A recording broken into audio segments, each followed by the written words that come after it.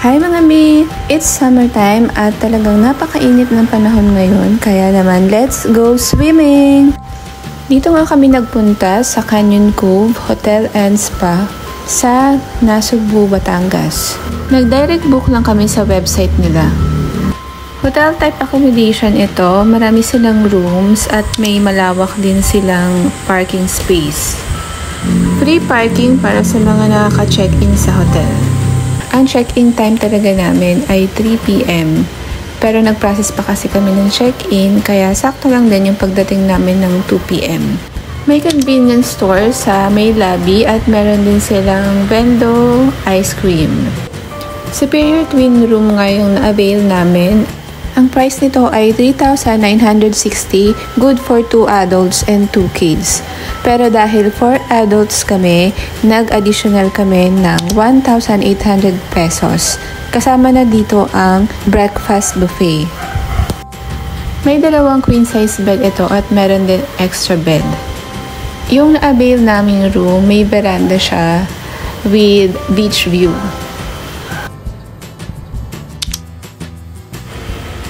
Ito naman yung CR nila. Bale, meron na itong kasamang toiletries and free use of towel. Meron ding hot and cold shower.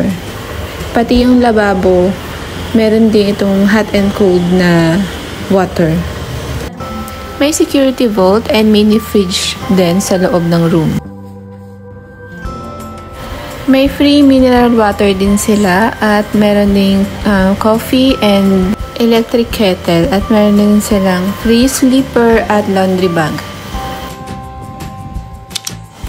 Ito naman ang pool area nila. Meron kiddie pool at meron adult pool. Meron din playground for kids. Ito naman yung beach area nila. Bali maganda ang buhangin, white sand at hindi ito mabato. Malinis ang tubig ng dagat, kaya lang maraming seaweeds nung time na pumunta kami. Meron din silang inflatable water park at iba pang water activities. Meron din dito mga tindahan ng pagkain.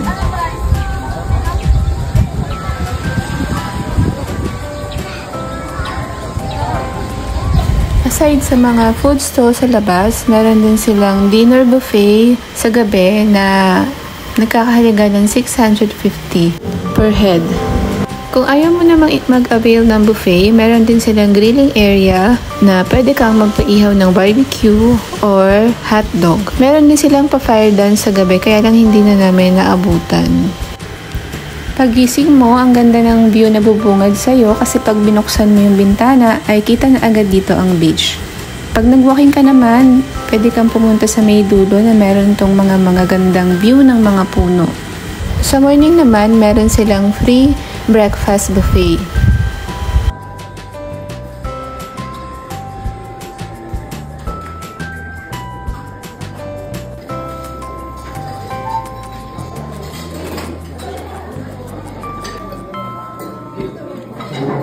Yun lang guys. Thank you for watching. Bye!